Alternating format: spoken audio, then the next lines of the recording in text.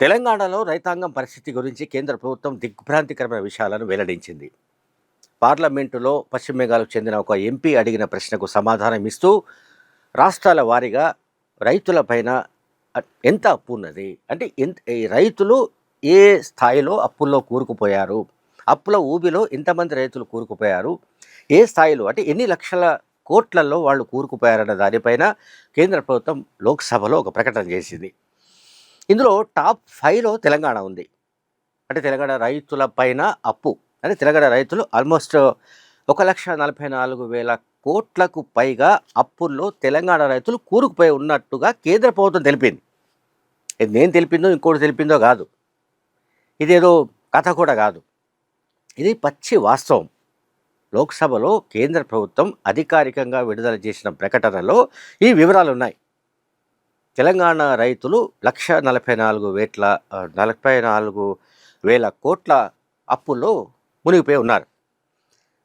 దీని కనుక మనం సగటున చేస్తే, అంటే ఒక్కొక్క రైతు పైన ఎంత ఉందని కనుక మనం లెక్కలు వేస్తే ఆల్మోస్ట్ 1,50,000 రూపాయల అప్పు, అంటే 1,50,000 రూపాయల అప్పుల్లో ప్రతి రైతు 1,50,000 అప్పులో ఉన్నట్టుగా తేలింది. 1,50,000 రూపాయలు అదేం చిన్న విషయం కాదు. ఈ మొత్తం లెక్కల్లో టాప్ 5లో తెలంగాణ ఉంది. సరే, ఆంధ్రప్రదేశ్ విషయానికి వస్తే ఆల్మోస్ట్ 3 లక్షల కోట్ల అప్పుల్లో రైతులు కూరుకుపోయి ఉన్నట్టుగా కేంద్ర ప్రభుత్వం తెలియజేసింది. సో రాష్ట్రాల వారీగా ఈ వివరాలన్నీ ఉన్నాయి. ఆంధ్రప్రదేశ్ విషయానికి వస్తే 2,45,554 కోట్ల రూపాయలు. అట్లాగే హర్యానా అయితే 1,82,922 కోట్ల రూపాయలు.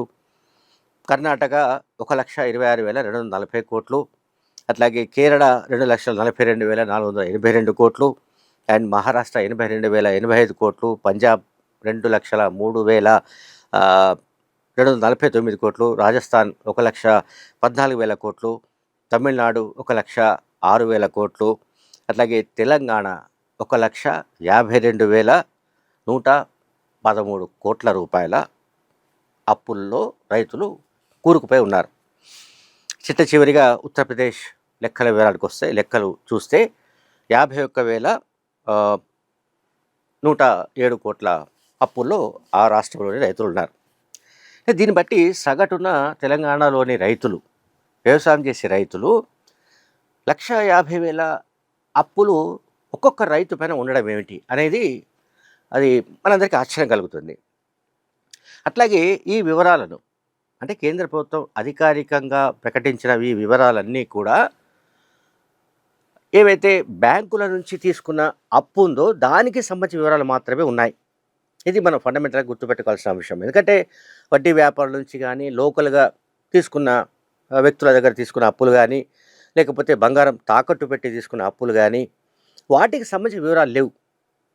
బహుశా ఆ వివరాలు కూడా మనం సేకరించగలిగితే, ఇంకేదైనా సర్వే ద్వారా, ఇంకేదైనా పద్ధతిలో ఆ వివరాలు మనకు అందగలిగితే ఆల్మోస్ట్ ఐ థింక్ 3 లక్షల కోట్లు కూడా ఉండొచ్చు ఒక్కొక్క రైతు పైన.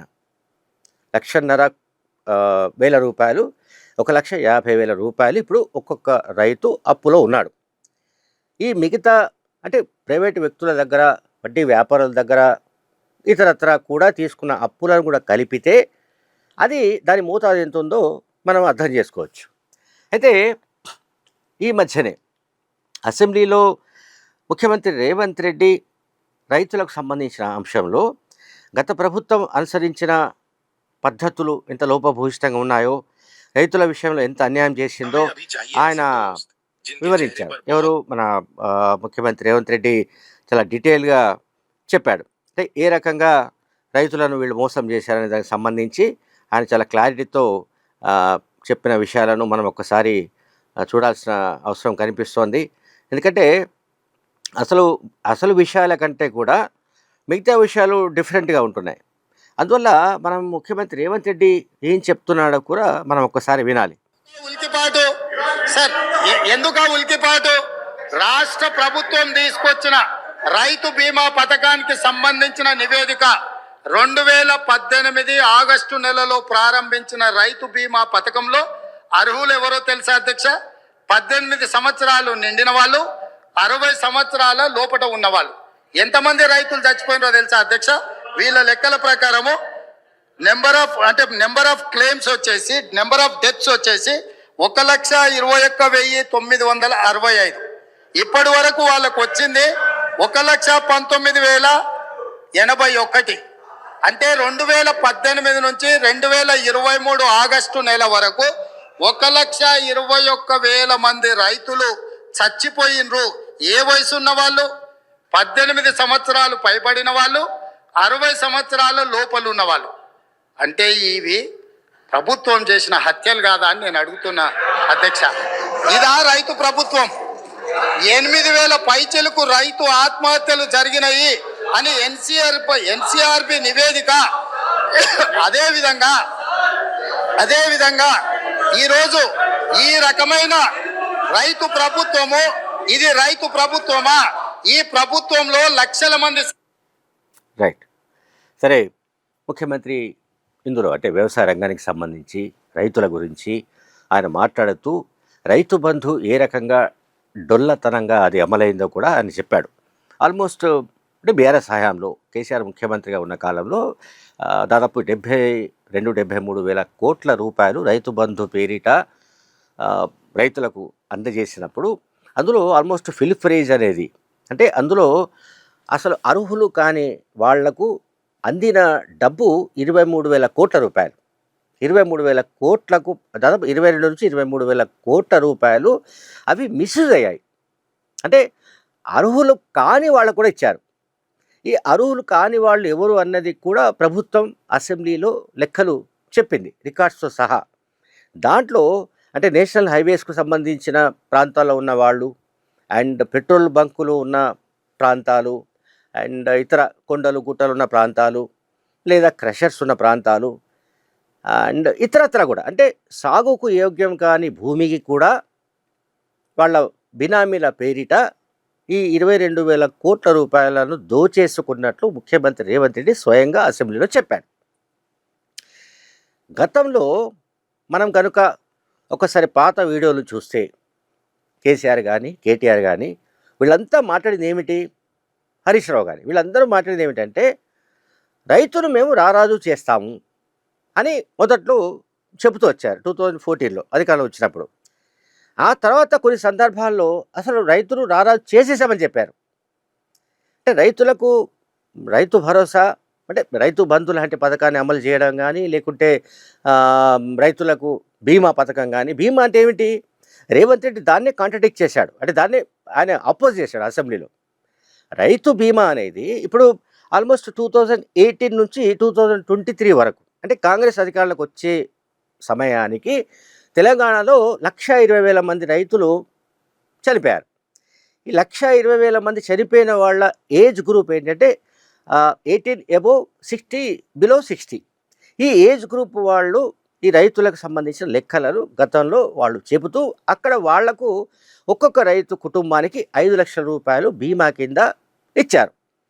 దాన్ని రేవంత్ రెడ్డి చాలా పర్టికులర్గా అపోజ్ చేస్తూ మనిషి బతికున్నప్పుడు అతన్ని ఎట్లా ఆదుకోవాలి, పంటల బీమా పథకం ఎట్లా అమలు చేయాలి, లేకుంటే ఇతరత్ర ఎట్లా సహకారం అందించాలి, అతనికి ఎట్లా చేయూతను అందించాలి, అతనికి ఎట్లా తోడ్పాటు అందించాలి అనేది పక్కన పెట్టి చనిపోతే అతనికి కుటుంబానికి 5 లక్షలు ఇవ్వడం అనే పద్ధతినే రేవంత్ రెడ్డి గట్టిగా వ్యతిరేకించడాన్ని మనం అసెంబ్లీలో చూసాం. ఇక ఇప్పుడు మనము లోక్సభలో కేంద్ర ప్రభుత్వం వెల్లడించిన వివరాల ప్రకారం చూస్తే కూడా, రేవంత్ రెడ్డి ప్రసంగాన్ని చూస్తే కూడా గతంలో కేసీఆర్ హయాంలో రైతును రారాజు చేయలేదు. రైతును రారాజుగా చేసినట్లుగా చేసిన ప్రకటనలన్నీ బూటకమని తేలిపోయింది. రైతులు కనుక వాళ్ళు రాజును చేసి ఉంటే, వాళ్ళు కూడా కేసీఆర్ లాగా వాళ్ళకు ఇకమత్ ఉంటే, కేసీఆర్ భాషలో చెప్తున్నా ఇకమత్ కానీ ఇగురం కానీ అటువంటి ఫార్ములా తెలిసి ఉంటే మిగతా రైతులు కూడా 1 ఎకరానికి ₹1,00,00,000 సంపాదించేవాళ్ళు. 1 ఎకరానికి ₹1,00,00,000 కేసీఆర్ లాగా సంపాదించగలిగి ఉంటే వాళ్ళు అప్పులో కూరుకుపోయి ఉండేవాళ్ళు కాదు. సగటున ఇవాళ తెలంగాణలో ఒక్కొక్క రైతు 1,50,000కు పైగా అప్పుల్లో కూరుకుపోయి ఉన్నాడని లెక్కలు చెబుతుంటే దీన్ని మనం ఎట్లా అర్థం చేసుకోవాలి? కేసీఆర్ హయాంలో రైతును రారాజును చేసినట్లా, రైతును బిచ్చగాడిని చేసినట్లా, రైతు మరొక వ్యక్తి దగ్గరికి వెళ్ళి అప్పు తీసుకోవాల్సిన పరిస్థితికి ఎందుకు నెట్టివేయబడ్డాడు? మరి బీఆర్ఎస్ హయాంలో రైతు సంక్షేమం కోసం వాళ్ళు చేసింది ఏమిటి అనే దానిపైన నిజంగానే ఇప్పుడు ఒక చర్చ జరగవలసిన అవసరం అయితే కనిపిస్తోంది. Thank you very much.